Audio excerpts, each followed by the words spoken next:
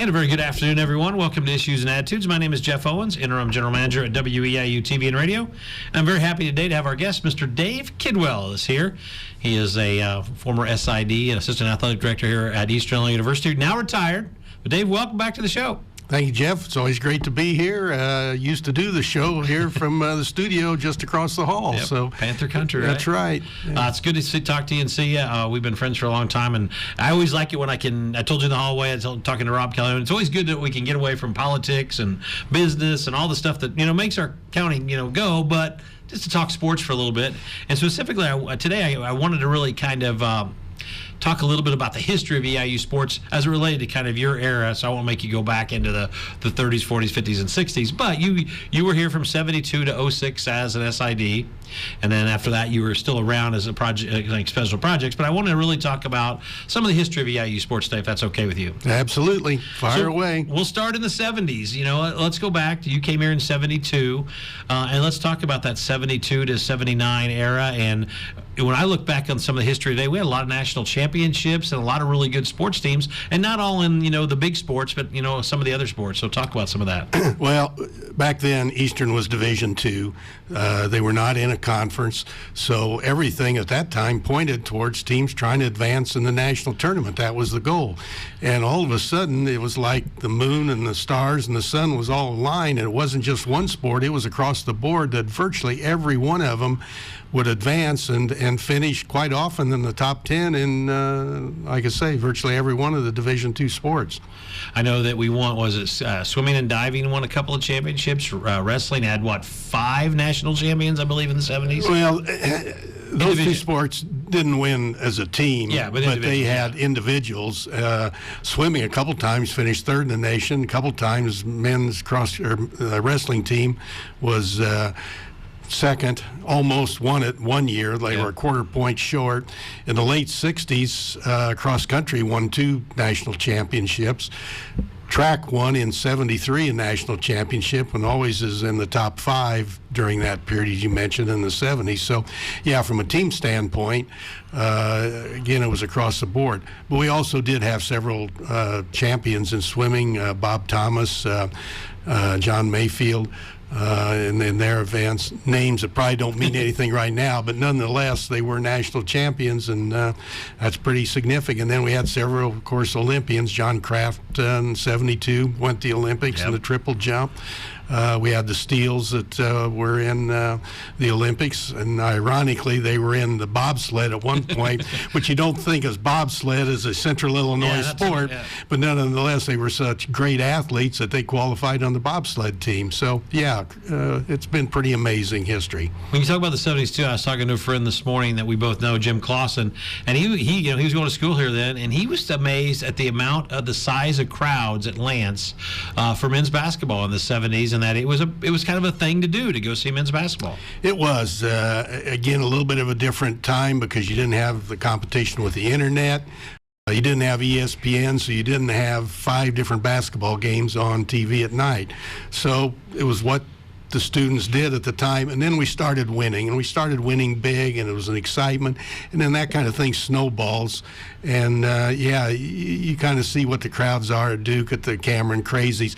Eastern had that in the 70s, and it's kind of hard to relate to people now, and they may or may not understand it, but there isn't any question that was really a golden age for Eastern basketball. How far did we get back then, in terms of advancing to tournaments or anything?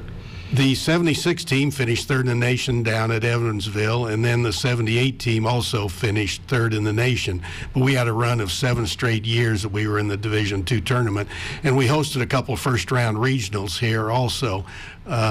So, again, it was not only great crowds at our games here in Lance, our kids traveled well also. We had a huge crowd in 78 down in Springfield, Missouri. I want to say and I'm not exaggerating this, I'm betting we had anywhere between 500 to 1,000 students that headed down Interstate 44 to Springfield for 2 nights down there. So that was pretty remarkable. Not only we drew well here, but our students followed us on the road in postseason. And you don't see that much anymore. I mean, unfortunately. No, you don't anywhere. You don't see it anywhere. I mean, U of I, maybe the Orange Crush will pick a game where they'll go somewhere en masse, but not, at the postseason level. There you go. Now, 78 was an interesting year because that's the year that EIU won the football championship under Coach Darrell Muter, Dr. Victory, I think, as you call him. But tell a story about the fact that if he wouldn't have won or had a winning season that year, what might have happened here at EIU? Well, a little bit of a backstory. Between 1951 and 1978, Eastern had one winning football season. Not only we didn't win, we were really bad, and I guess I'm hoping there's not some alums out there that might take exception to that comment. They can look at the record. They can look at the record. I mean, and I was here in the early 70s, and I know those teams just were not even competitive, or rarely competitive, Jeff. So after the 77 season, the coach at that time, John Constantinos, was replaced. And there was pressure on campus, student newspaper, faculty, to drop football. Say it's a lost cause. Let's don't even waste money. Gilbert Fite was the president at the time. Mike Mullally was the athletic director, and the determination was that we will try one more time to see if we can find a coach who can win. Darrell Mudra, and probably not too many people remember him because it was 40 years ago. You got to be like Jim Clausen, a real fan. Darrell had coached at Florida State. Had been on a 4-year contract, and after 2 years they fired him. So he's sitting down in Florida. He's fishing down in the Waukulla River. Mike Mullally goes down and hires him. And I don't know if he told Darrell, "You're our last chance." I'm not sure he'd put that much pressure on him. But nonetheless, I think everybody knew that we're going to give this one more go-around. 78 team goes 12-2 and wins a national championship. The previous year we were 1-10, and the guys could barely, walk and chew gum at the same time. So it was just an incredible turnaround that no one would ever imagine, going from 1-10 to a 12-2 national championship. And the rest is history. We've gone on from there with a number of postseason tournaments. Let's go back to that championship game a little bit. Yeah. Was it 10-7 or 10? It was 10-9. Because it was on TV. Because I remember I was in probably grade school at Mattoon, and it was you could see it was good. It wasn't the greatest quality of football. I mean, greatest quality of television, but it was on. Yeah, and back then there was a contract. The NCAA had contract with network TV that they had to do so many games at our level. So it was an ABC nationally televised game, and again it was from Longview, Texas. We played in a high school field down there. Again, Eastern had pretty good representation. I suppose, we had 1,000 or so fans that went down there. And, it was a 10-9 game. We played University of Delaware. They had been, I don't know if they'd won national championships, but they'd been national championship contenders. So, it was a David versus Goliath that nobody thought, even though we were the surprise team, nobody thought that we would upset them. And their kid missed a 45-yard field goal in the last play of the game, and we walk away with the trophy. Were you down there? Oh, yeah. Now I heard back at Eastern, though, this place was wild that day, right? Yeah. That's the rumors? And again, I wasn't here, but I've been told by a number of people that, Ike's was full, and when the game was over, the students just filled out into Lincoln, and finally they did stop and reroute traffic around Lincoln because everybody was partying in the middle of the street. It's kind of hard to believe. But that's what happened for a period of time. And then we had a great welcome when we came home. We flew into, I call it Coles County International, the airport out here, that we could see the crowd. There were cars lined up along Lincoln that were parked on the side, not Lincoln, but Route 16. And we could see the headlights of the cars that were parked waiting to welcome us. So there was a huge welcoming committee there at the airport. Pretty neat time. Yeah. And you think about the history of EIU football since '78. If they wouldn't have won that year, who knows? We might not have had Romo Garoppolo and Peyton and all the other ones. would have never happened. So yeah, it was serious that we could have easily dropped football if Mudra and his cohorts had not succeeded. Okay, and then we move on to the 80s, where a lot of other really good teams. Take us through some highlights of the 80s. I know Sean Payton's name will be mentioned, but we had some, if I recall, because I was here at Eastern in the 80s, what I remember is that we had some really good women's basketball teams, or at least players. That's kind of in the back of my mind. Right, the 88 team went to the NCAA tournament, and they had a great team. Bobby Hilke was the coach. In fact, I see Bobby occasionally. She's still here in town. Barb Perks was probably the best player on that team, I would say. And that team, to qualify, had to go to Illinois State.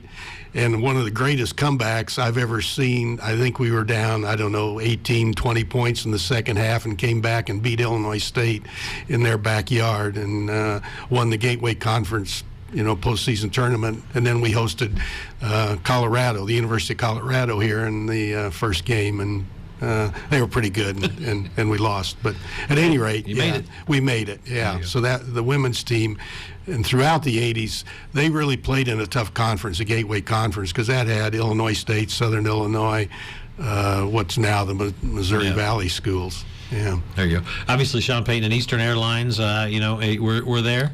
Talk a little bit about what you can remember from Payton's teams. Well, Al Moldy came in and took Daryl Mudra's place, and Al had great success at Central Missouri before he came in, and he inherited Sean Payton, and we had 2 or 3 quarterbacks at the time, and Sean really, his first year, was the backup, came in late as a replacement when the starter got hurt, had pretty good success in the last couple games, and we didn't know going from there who the starter was going to be. Well, Sean emerged the next 3 years, and because we didn't have much of a running attack, Al, I would say, was kind of the forerunner of the spread offense where we were going to throw the ball. So it was a case where everybody knew Sean was going to throw it. They didn't know who he was going to throw it to. I think it was Calvin. Was it Calvin Pierce? Calvin Pierce. Yeah. We had Roy Banks in there. We had Jerry Wright in there. So he had some great receivers.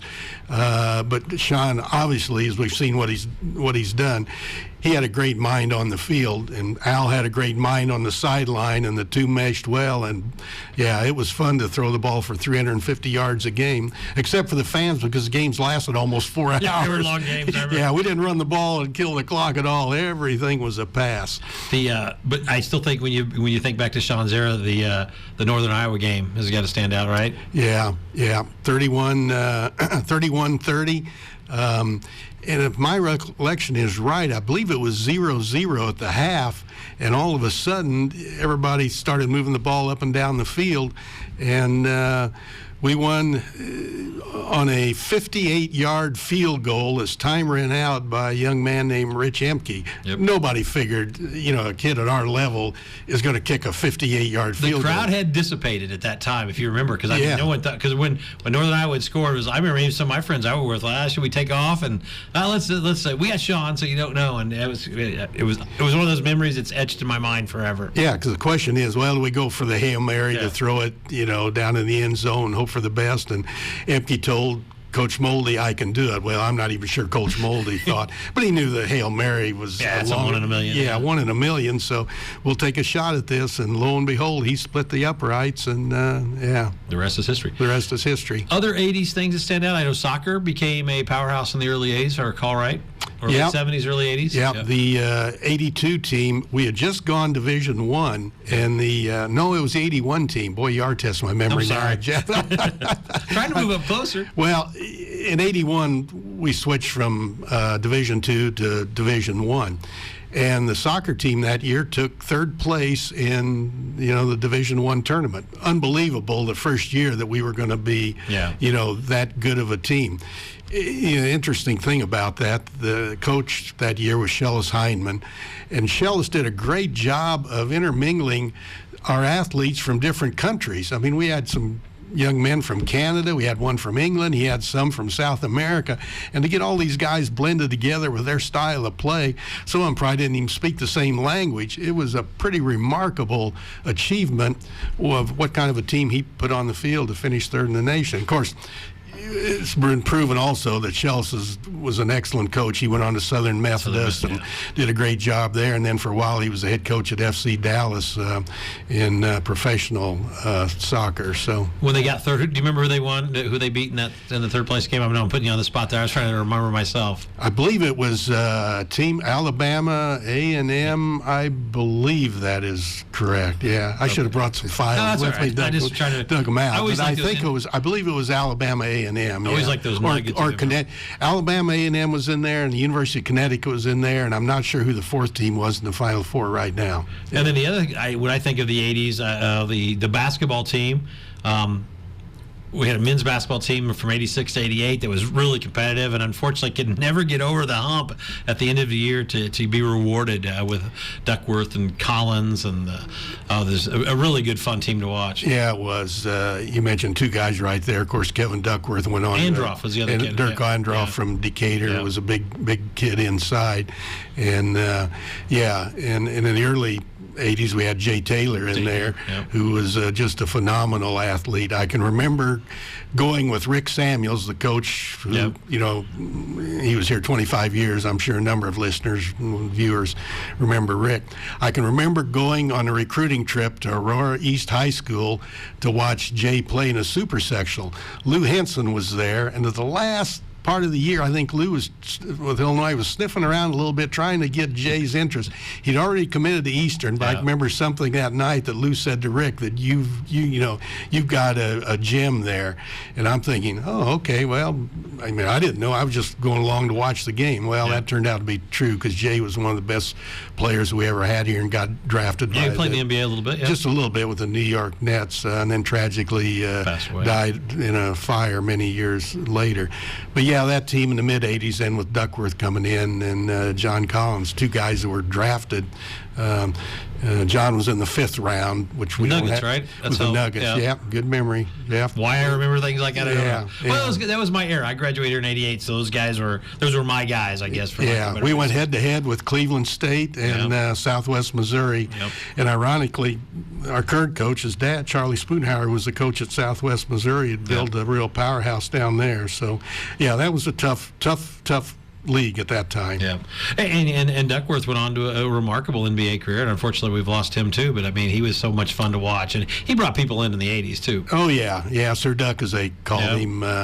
He again, that was a case where he had a good career, but he really blossomed. The last half of his senior year is when the pro scouts really caught on that, hey, this guy is still developing, and let's get on board. And he was drafted really high in the second round. I think 33rd overall, if my memory is correct. For the Trailblazers. Yeah, and then went on. Played in 2 NBA Finals, 13 years, I think. Yeah, played against the Bulls in one of them, and was a 2-time All-Star in the NBA. So, yeah, he didn't just take up space. He was a factor for Portland for a number of years. Oh, yeah, well, that was a good team. They were a fun team to watch, Drexler and those guys. Yeah. Other memories of the 1980s before we moved to the 90s so that you can think of in EIU sports? I know, when did, unfortunately, wrestling, when did they vote wrestling away? Well, that didn't come until 2000. Okay. Yeah. The one thing that really changed in the 80s was once we went to Division I for those so-called Olympic sports, the non-major sports, the goal then was to win a conference championship because we knew we weren't going to advance very far in Division I. Yeah. Occasionally there were a couple of wrestlers that moved on and really did well, individually in Division I. But as far as a team goes, the goal was to win a conference. And again, as we mentioned, the women were really in a real tough league in the Gateway Conference, and the men at that time kind of bounced around. There were some schools that were in and out, but we were in the mid-continent, which, now you've got Northern Iowa, which is in southwest Missouri, which is now Missouri State, have gone on the Missouri Valley. So that league sadly broke up over time.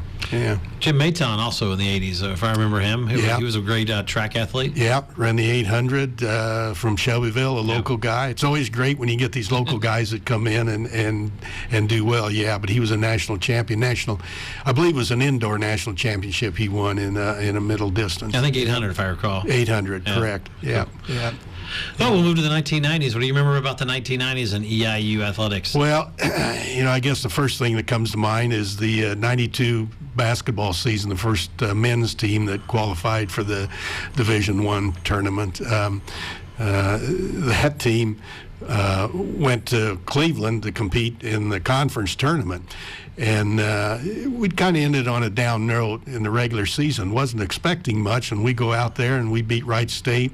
We upset Green Bay, which had Tony Bennett, who's now the coach at the University of Virginia, played for his dad. I'm kind of rambling here a little bit, but we upset them in the semifinal. And they were heavily favored to win the tournament. So now we're playing UIC in the championship game, and it's like, holy cow, we didn't really expect to get here. Your plans for the next weekend, didn't you? Yeah. I tell people one of the dumbest things I ever did, we meet that day with Tim Brando and Clark Kellogg because they're doing the ESPN game that night, and the coach and the SID always meet with these guys in the morning to go over what they expect and then grill the coach a little bit. So I'm really pumped. Man, we're on ESPN, and we didn't think we were going to get here. We get done meeting with them, and Rick and I are walking down the hall to go back to the hotel, and I turn to Rick and say, boy, we're close. Let's don't blow it now.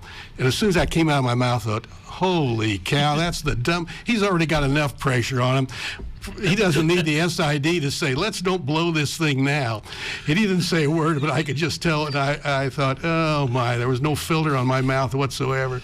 But you were excited. I was excited. And, of course, the players now, they reflected that also. Not me, but the whole thing, that, hey, we're in the championship, and we beat UIC, and we go to the NCAA tournament. And I don't think anything does for a school in sports like going to the NCAA basketball tournament at our level. Yep, I agree. Duke goes every year, Kansas goes every year, but Eastern Illinois doesn't. And the attention that you get from the media for that 2 weeks leading up to the game, you can't put a price tag on that. And we got matched up with Bobby Knight in Indiana, right? Yeah, we did. That was like, are you kidding me? That's the best. I remember. I'll never forget that when that came out. I'm like, anybody but Bobby Knight in Indiana, right? Right. Yeah. So anyway, it was fun. That was fun. Yeah. And then what? If you think about the 90s, and 10 years later, we're back, right? Yeah, we go in 2001, and that team, you had Matt Britton at guard. We had Kyle Hill and Henry Damerkamp, and those guys were exceptional scorers. And then inside we had Jesse Mackinson and Todd Bergman, who I would call role players at the time, because with Kyle and Matt and Henry on the perimeter, you weren't getting any shots. No, you weren't. No, Matt set it up, and Kyle and Henry did their thing. But again, we had to have another incredible comeback down at Nashville at the OVC championship tournament. We're down by 18 points to Austin Peay with like eight minutes to go. I will admit, I turned the TV off because I was mad. I turned to another channel thinking, sometimes you turn the other channel, then you turn back and you pray for that miracle. Well, the miracle was answered that day. Right, yeah, yeah, and it was on a goaltend. Jan Thompson goes down in Eastern history for his fame. We miss a shot with like 2 seconds left. Jan goes up, gets the rebound, and he's going to put it in, and they block it, but they call it goaltend on Austin Peay. So we win and advance to the tournament. And Damerkamp and Hill and those guys really played Arizona well early in that game. You had the momentum, and really were playing at a high level. And I think I don't know what happened, but it just seems like obviously Arizona was tough. But I still would love to have. If they could have kept that momentum up, but I know Henry and Kyle, they were going as hard as they could, and when they had to come out for a break, it hurt bad. Yeah, and I think, as I recall, Arizona had I think all 5 of their starters got drafted this year. They were pretty good. They were pretty good. Yeah, yeah. In fact, if I'm not mistaken, they did finish runner-up to Kentucky. Was that Bibby and those guys? I'm trying to no, it was Luke Walton. It was a Gardner. Oh gosh, that's right. Yeah. I can't remember. They've had a lot of good players. They have. Yeah. Anything else from the '90s that stand out? We're actually about 4 minutes left. So we would, like I said, we talk sports all day. So right, boy. Now you're testing my memory. That's right. There. We can move to the 2000s if you want. There's a couple guys that were important in the 2000s. Yeah, again, we had some good football teams when Bob Spoo came in, and I can go back to the 80s a little bit when his first couple of years were kind of a struggle, but then we had some playoff teams in the 80s and then again in the 90s, and we threw the ball all over the place then. With Eric Arnold was a quarterback, and I go back to the late 80s with him. Yep. So it was pretty neat time to be involved with Eastern sports because football really for a little while kind of outshined basketball there once Bob got it cranked up. Yeah, and when people think about Eastern football, I mean, there's I know everybody talks about Romo, Garoppolo, Peyton, and even Christensen actually played in the NFL for a tad bit. But you got Jurkovic, and you've got there's been a couple other players. Roy Banks played, so it's not just been our star quarterbacks. There's been some other players. Peterson's in the early '80s played for the Steelers actually. So. Yeah, I think we were adding up. I saw it was added up the other day. I think maybe Rich Mosier had it out there on Eastern's website. I think there's if you total up all the rings that have been won, Super Bowl rings, I think it's 7 or 8 or 9 by various players. Some of them had multiple. Ted Peterson in the 70s won 2 with the Pittsburgh Steelers. Garoppolo had a couple with New England. He had a guy named Tom Brady that kind of helped put those on his fingers just a little bit. But that's pretty amazing from Eastern standpoint to have about 8 Super Bowl rings floating around. Hill, one a couple years ago. So, you were here under the. I know you left 2-6, but obviously Tony Romo was kind of the early 2000s, and he kind of obviously got Eastern such notoriety and was such a great player. Talk about Tony. Well, Tony's one of those guys, one of the hardest workers of all the athletes I was ever around. Again, at the time, a little bit under the radar screen when he was here. As hard as we worked to promote these athletes, there's still a belief that at our level, the pros are suspect that they can succeed. Everybody thought Tony was going to get drafted, and in the end, at the last minute, the pros, the NFL, couldn't pull the trigger. But he made a wise decision going with Dallas as a free agent because they needed a quarterback, and he had Sean Payton as an assistant there, and Sean saw something in Tony that some of the others didn't see. So it turned out that, boy, what a great career. Did all right for himself. And he's doing all right now. He's going to get paid. He's going to get paid big bucks. I see $10 million thrown out there as a possible figure. A couple minutes left. Is there one game that you just wish you could go back and watch again because it was so much fun as we reminisce today with Dave Kidwell about EIU sports from the 70s through the early 2000s? Well, I think there's probably a couple that really stick in my mind, and this one's going to be a little bit strange, but in 1975, we hosted the University of Mississippi in basketball here, and everybody thought, holy cow. Mississippi was known as a football school, not a basketball school. We jump out to about a 20-5 lead in that game, and I think that's maybe one that really triggered the students' interest to watch Eastern because we beat the University of Mississippi in basketball here. And then the other would be the 78 National Championship team because we'd been so bad in football to win a title. Yeah. That was pretty special. I know Brian Jones and all those guys. We met at 81 Division II runner-up in baseball, right? Yeah. Tom McDevitt built a powerhouse in baseball in those years. We didn't mean to slight baseball or softball. We're kind of running out of time. We only have about 45 seconds left. So, anything else you want to add? Mr. Kidwell. I was gonna, No, I would say, Jeff, we've pretty well covered the scene. It's been really remarkable the success that Eastern has had in athletics. And the one thing I would say is everybody does it the right way. Nobody takes a shortcut here. That, as much as the W is, I guess what I would be proud of, having worked at Eastern this long, is doing it the right way. Well said. It was great to see you, my friend. That is Mr. Dave Kidwell, EIU. SID, retired. Is that a way to say it? That's right. All right. Keep working and paying our pensions. There you go. Have a great day, everybody. This is WEIU.